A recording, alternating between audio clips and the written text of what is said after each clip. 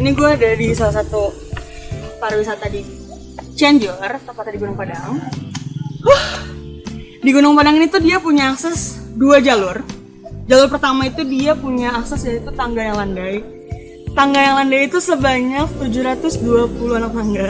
Dan yang curam yang saya lewatin, ini jumlah anak tangganya ada 400 sekian. Jadi kalian tinggal pilih aja mau lewat jalur yang curam atau jalur yang landai. Kalau gue bakalan lewat jalur curam dulu untuk naik, untuk turun gue bakalan lewat jalur landai. Jadi kalian bakalan bisa ngeliat jalur mana aja sih. Yuk ikutin gue.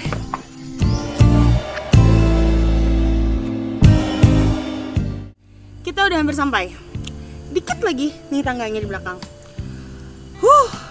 Setelah ngelewatin ratusan anak tangga, gue lebih milih 100 sebentar sebelum kita explore di atas. Karena gue pengen nikmatin plus foto-foto. Banyak banget view-nya yang bagus dari sini. Jadi kalau misalnya kalian mau ikutin, lihat aja tuh view-nya. Itu bagus banget, kece banget. Jadi lanjutin lagi yuk.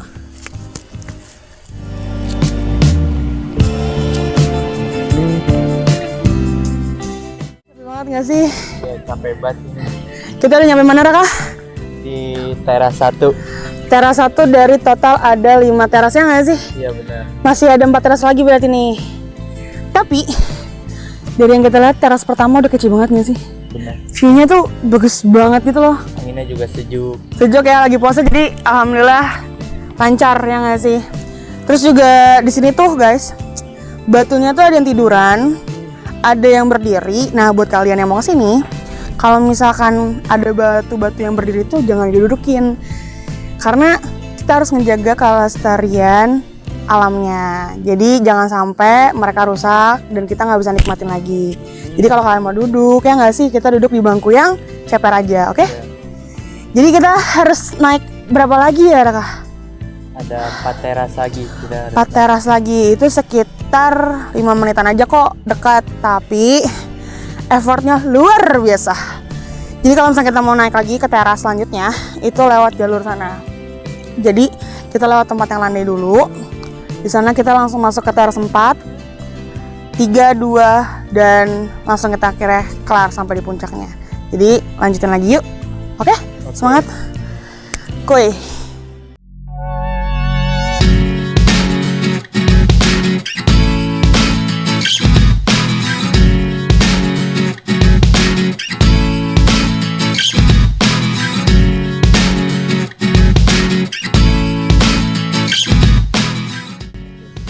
Oke, ini gue udah nyampe di salah satu batu gamelan yang ada di situs Gunung Padang.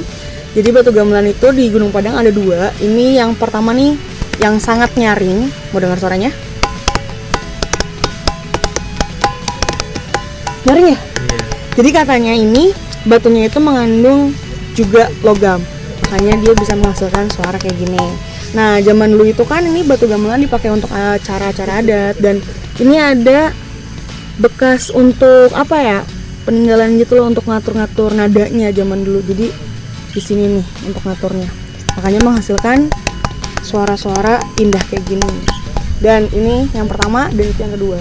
Jadi batu gamelan yang itu dia kurang nyaring, yang lebih nyaring tuh ini. Gimana Kak? Seru ya? Seru. Bawa pulang. Yuk kita next, kita cari lagi yang lebih seru lagi. Yuk.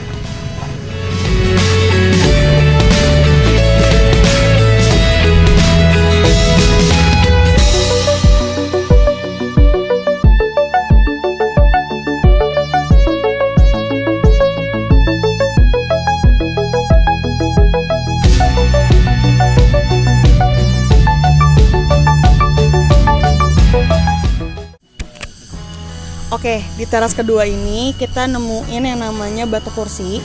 Batu kursi ini tuh dipakai pada zamannya untuk pemuka adat atau orang-orang yang berpengaruh pada zamannya untuk mengambil keputusan, untuk merenung, untuk berdoa semuanya di batu ini. Posisinya tuh dia duduk di sini, bersikap tegap dan tangannya memegang 2 batu ini sambil mereka itu merenung untuk mengambil keputusan. Karena zaman dulu itu ketika mengambil keputusan harus benar hati-hati, makanya mereka pakai duduk di sini dan disebut dengan namanya batu kursi. Yuk explore lagi di teras 2.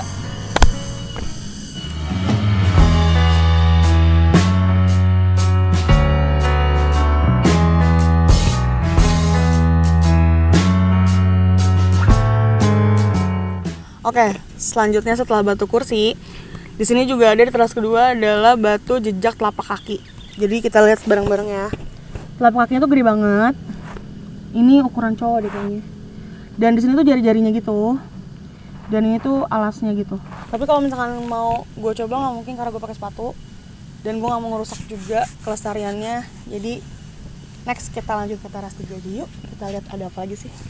Oke, setelah udah di teras 2, tadi ada tambahan informasi. Di pohon ini, di teras 2 pohon ini, dia itu ada pintu gitu ke bawah. Jadi bentuk Gunung Padang ini tuh ada pemukiman pada zaman dulunya. Jadi tempatnya para raja, permaisuri, obat-obatan serta makanan tuh disimpan di bawah. Tapi sekarang udah nggak ada ya, itu konon katanya. Jadi sekarang udah ada pohon. Nah lanjut kita dari teras 2 ke teras 3. Itu kita bakalan nemuin di pintunya ini jejak dari senjata kujang atau jejak kujang gitu. Kayak gini bentuknya. Nah selanjutnya kita masuk ke teras 3 yang ada jejak apa sih? Kepo kan? Yuk ikutin.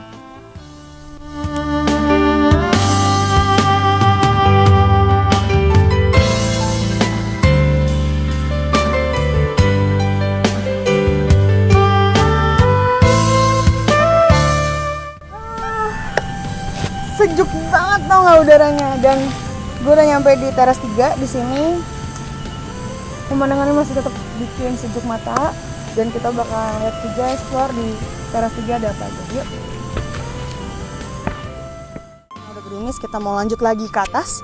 Di teras 3 ini ada tapak maung. Jadi di tapak maung ini tuh gede banget ya.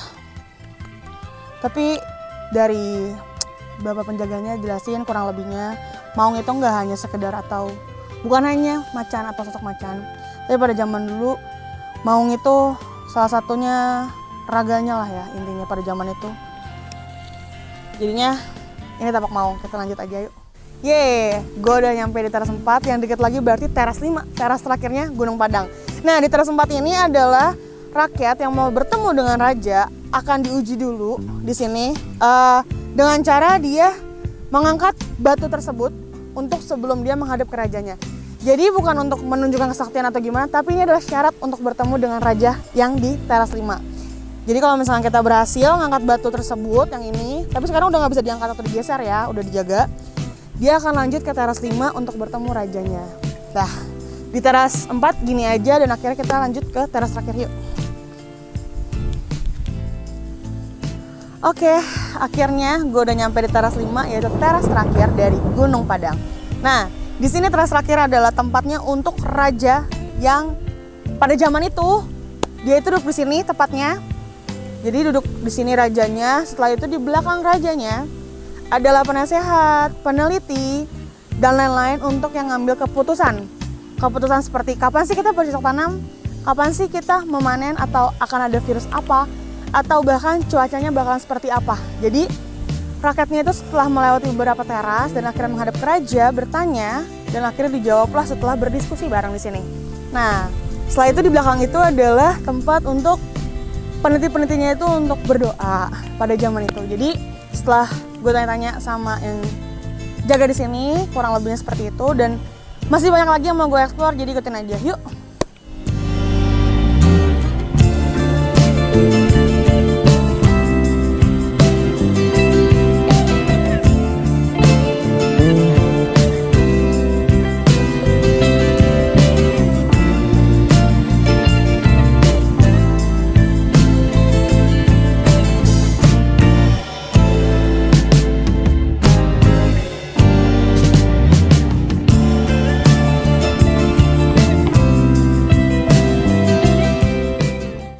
Jadi sekarang waktunya kita turun dari situs Gunung Padang. Pertama, situs Gunung Padang itu yang tadi aku kasih tahu ke kalian, dia tuh ngelewatin tangga yang curam untuk naik. Tapi kalau kalian mau naik lewat tangga yang landai juga bebas, tinggal kalian pilih. Tapi kalau aku pengen ngerasain dua-duanya, jadi tangga curam udah aku lewatin, sekarang turun kita lewat tangga landai. Nah, tangga landainya itu dia itu bentuknya tuh kayak gini. Lebih landai, nggak terlalu curam, tapi tetap harus hati-hati. Karena apa? Tetap aja ya, selandai-landainya ini kita harus jaga pijakan kita. Jadi langsung aja kita turun.